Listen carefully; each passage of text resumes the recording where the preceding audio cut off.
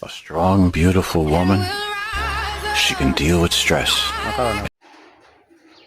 Hi guys, I hope you are well from where you are. So these are the beds that we made about 4 months ago, and we planted some indigenous vegetables. They are flowering, and after they flower, I'm not expecting, I don't want to harvest the seeds, so I'm going to uproot them. But in the meantime, we are eating. And then these pawpaw, it's about 5-6 months old, and it has started already to flower. You can see the flowers. So very soon we are going to have some fruits. And the species it's called Malkia species. And from where I bought somewhere in Sagana, a place called Samaki, and it was 150 shillings. In another bed we planted in my previous video, you saw we planted some spring onions. And somehow I was told by somebody that when we are harvesting, you just cut. Initially, I used to uproot. So when you cut, it starts sprouting again. So with this kind of onions, they have really helped me. These are new sprouts. They have really helped me with the shamba work, because when I'm taking porridge in the farm, when I'm going back to home to prepare supper or lunch, I just go with spring onions to fry fodder. My cassavas are doing fine. My avocado trees are doing fine. I learned a trick that you have to prune. When you prune the lower branches, the tree starts growing longer and longer. And I'm planning to do some mulching, because I've learned mulching is a very good. I never knew that you can do mulching on these fruits, and they do well. So in the meantime, we are still going on with the benches. We are still making the benches. So today we have reached the lower side of the farm. That's my Mr. Fix-It. He's trying to get the firewood, the small twigs. So he's cutting some of them and leaving the leaves. The leaves are going to act as part of mulching once we get there.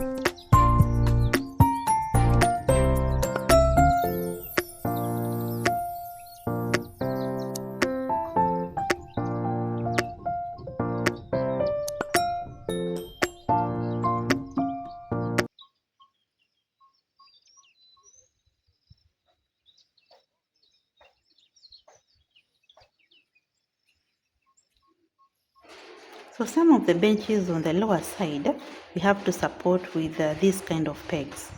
So you're putting the pegs and some twigs, and then you support the soil from breaking down. Support the lower side with these pegs to keep the benches in position, or rather in level. And then eventually, after we are done with this, there's a special kind of grass that is planted along the contours or along the benches. So still, that one I'm going to show you as we proceed. So you can see those branches or those pegs we are using them to support the soil and some twigs. And what you can see, there's some firewood. These ones will be transported to my home compound. You can see some of the benches these are setbacks, challenges that we are facing, because the farm is along a slope.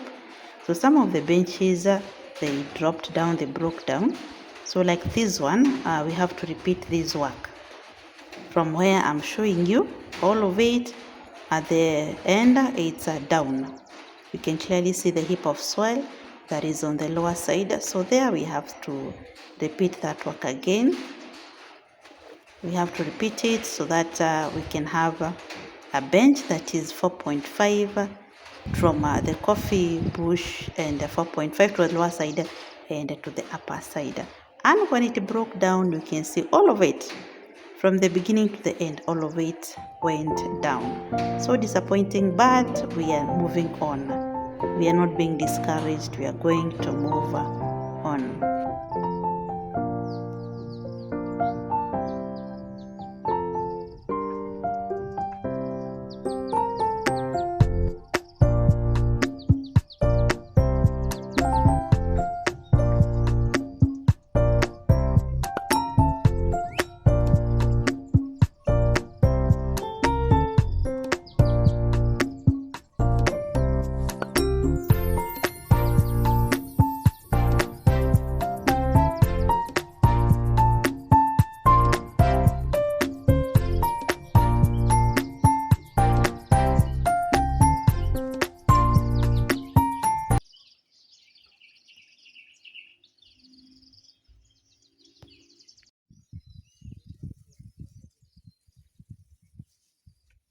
So this is the afternoon hours. We are almost through with the lower side of the farm, doing the benches, and I hope by today that we are going to be through. So from where I'm standing is the steepest part of the farm. Much of the benches here we had to support them with pegs. You can clearly see the dry twigs along the benches. So those are the places where we have to support those areas with pegs. But I believe after we are done with this and then we plant some cover crop with that special grass I've talked about, everything will be fine. So this is the steepest part, and so far the benches are doing fine. None has dropped from this part. Some firewood has to be carried too. That's work that is remaining, but we are focused with the benches first. This is one of the benches that broke down up there. So from here, I'm on the lower side of the farm now. You can see it is somehow gently lined, the area that is close to the stream. And my guys are really doing great with bench making. Some of the leaves that we got from the cutting of trees, some of them are also going to be used for mulching. The guys are sucked up that eventually this bench making activity, it's done. It's tedious. This work is really tedious, but they are okay. They are really doing fine.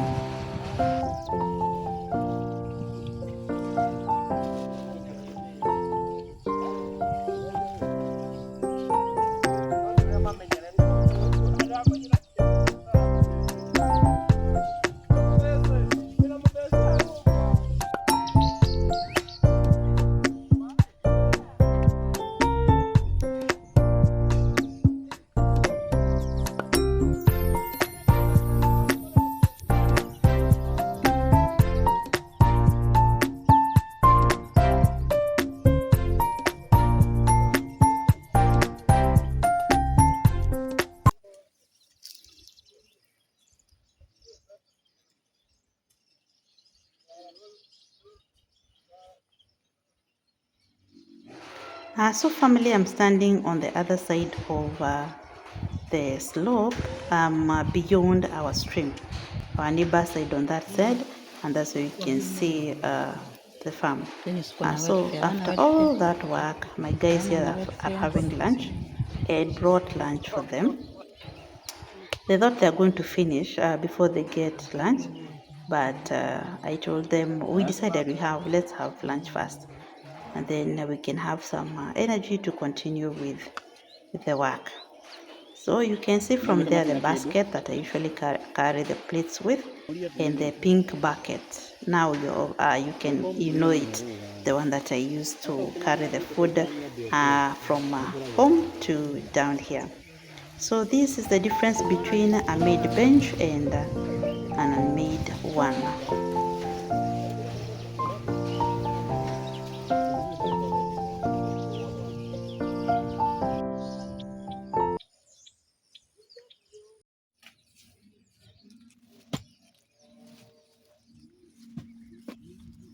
So today guys, we are done for today, but before we leave, these experts are showing my guys after we are done with the benches the next step. So it is the next step is in each bag we pour 2 buckets of goat manure. Then after you pour 2 buckets of goat manure, you're supposed to mix up the soil the way he's doing it. You mix up the soil, completely mixing up, preferably depending on how your soil is. So here we preferred using a fork jembe. So going around the hole, remember our measurements about 3, not about, it was 3 feet, 3 feet by 3 feet. So we have to go round mixing up the soil completely, and then after we mix the soil, where we have the peg, we dig a small depression.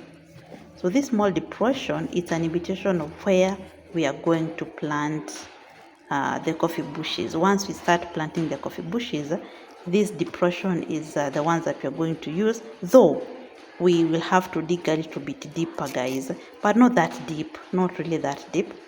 I'll show you when we get that space. Then after you do the depression, you take hay or the grass that we talked about. So you place the grass around the peg, acting as mulch until you're ready to plant our coffee bushes. So now, because we are having a dry season, we preferred to wait a little bit until it rains. So I was not able to capture when they were carrying the manure. You can see all of it is down in the farm. This is in the evening when they are almost through. So I was able to capture just a few of them. So you see what is happening? In each peg there has to be, we pour 2 buckets of goat manure. You can see 2 buckets of goat manure in each peg. Now by now you already know what you are doing. So if you are new to my channel, I'll go back to the initial stages of this coffee farm project, and then you learn step by step. Guys, please subscribe to my channel, comment, let us grow together. I'm new to this area. I'm 1 year old in this area. We just built our house last year. And then after we built our house, we have tried to look for any economic activity or any activity that can bring money in this farm. So what we have done research, and we have settled with coffee farming. We visited an expert who is having a lot of money from coffee, minting a lot of money from coffee farming, but from doing it the right way. My neighbors have coffee farms. They have coffee bushes in their farms, but you cannot compare with the expert that we visited. But it starts with planting coffee the right way, not taking shortcuts. You require a lot of capital. Go back to my channel and then you see what is happening. So these guys are transporting, we are almost through today, transporting the goat manure from the home compound to the farm, ensuring, and then you have buckets in the farm, ensuring that every peg, or rather every hole, we pour 2 buckets of goat manure. Again, go back to my previous videos. You will understand why we preferred goat manure. Maybe as a reminder, I can tell you that goat manure, 1 bucket of goat manure, the nutrients that are there are equals to 7 buckets of cow dung. So that's why we settled with goat manure. Only 2 buckets. Then later on, we are going to have 6 buckets. From one coffee bush to another, that distance, which is 9 feet, we are going to pour 6 buckets of goat manure. So that every coffee bush from the left side, it has 3 buckets, and from the right side it has 3 buckets, then plus these 2 buckets that we are planting with. So what will make that coffee bush not to produce? It has to produce berries. But you're going to take this journey with you. You understand what we are saying.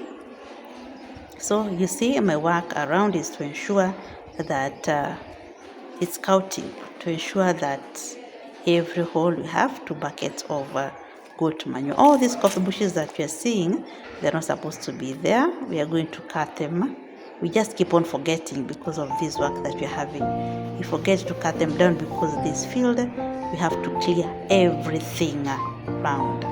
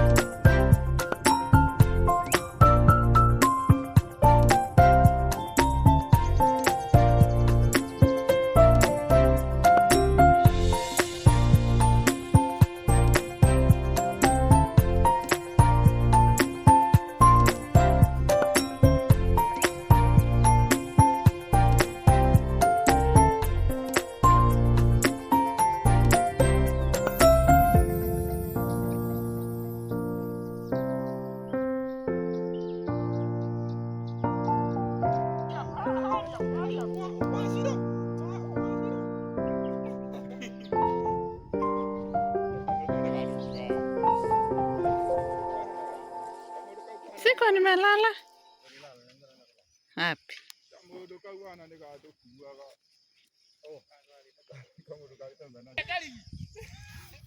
So guys, we are finally at the lower part of the farm. We are filling in, not filling in, we are putting manure, and we are really happy because we are about to finish this manure work.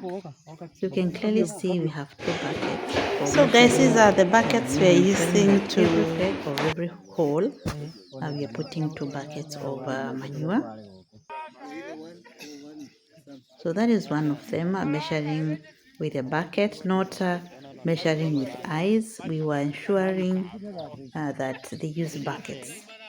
Use buckets to measure precisely that we need 2 buckets of manure in every hole. And then our work was to go around checking every peg that it has 2 buckets of manure. You know, when you're doing this work, somebody might forget. So our work, when you put 1 bucket, you might forget to add the other one. So our work was to go around ensuring that every peg has 2 buckets of manure, because this is the very crucial moment when planting this coffee. So we started with digging a hole which was 3 feet by 3 feet. After we dug the hole, we have a bale of hay. Every hole down there has have a bale of hay. After that, we filled the hole with the topsoil, not the soil that was inside the hole, the topsoil around the hole we filled inside. Then after we filled the topsoil in the hole, the next stage was ensuring that after we cover the hole with the topsoil, we put a peg at the middle of that hole. Next step after we put a peg is this that we are doing. No, sorry. It's making benches. We made benches. After we made benches is ensuring that every peg now has two buckets on top. Somebody will ask, why are you putting this manure on top? The next stage we are going to see, we are going to mix up the soil. This topsoil, we are going to mix it up with the manure, and then we put a small depression as the previous saw, and then we cover with mulch, ready to plant our coffee bushes.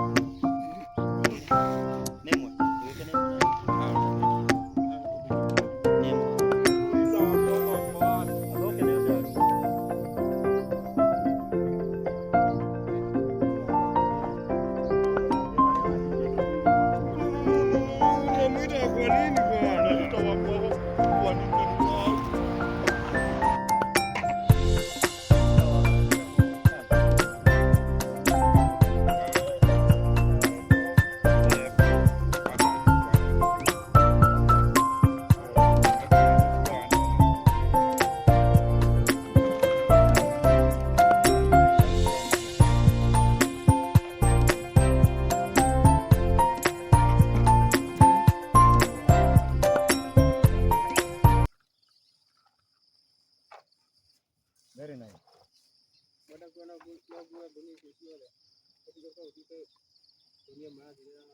Guys, we are so disappointed because our manure got finished before we filled.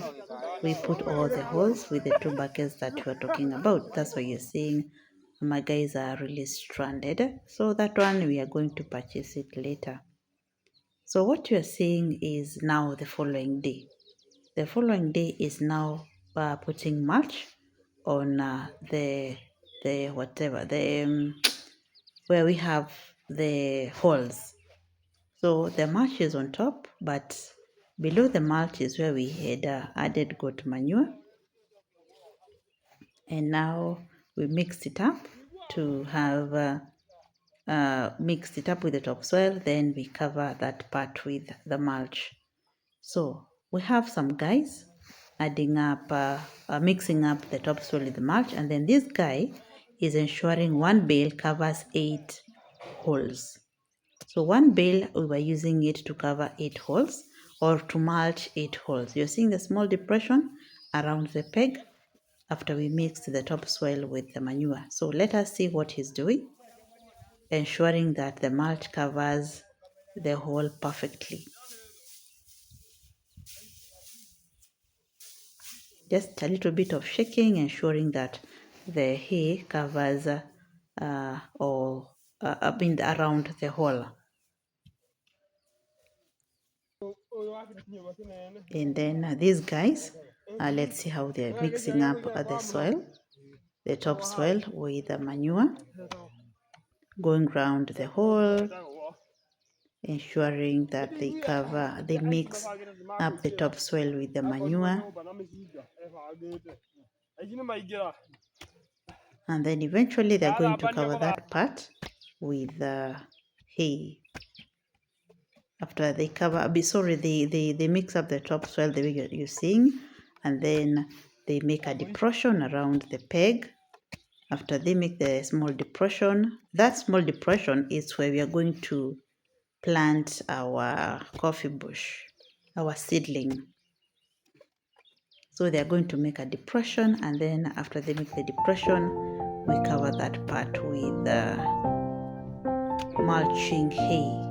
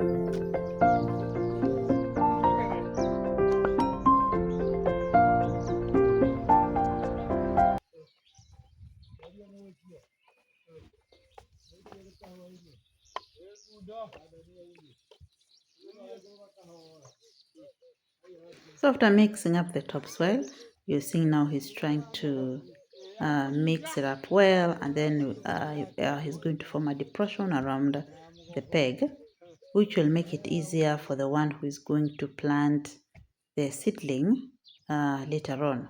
So that's how it looks like. And then after it's done like this, that other guy with the mulching is going to come around and do the mulching, as you're seeing. So for now, we are going to leave the farm looking like this after we apply mulch to all the holes, as we wait for the delivery of the seedlings. We have already made an order from our expert, the one who has taught us this coffee farming. He's the one we trust with the seedlings, because you can buy seedlings, wrong seedlings anyway. So we trust him, and after we order, we are waiting for the delivery of the seedlings.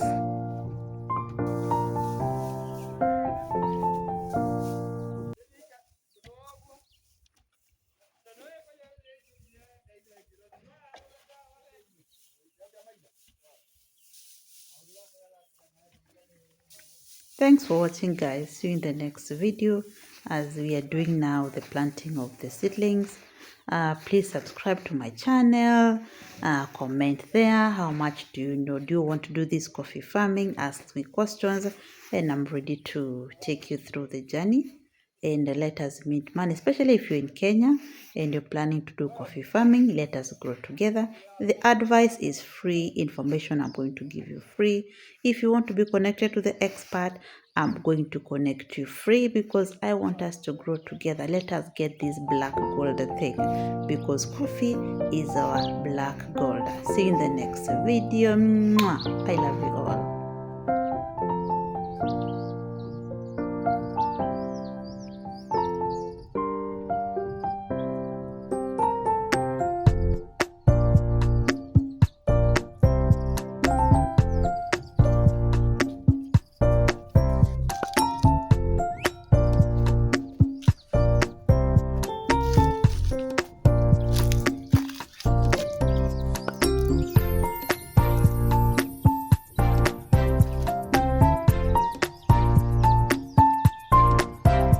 Ni saa ngapi?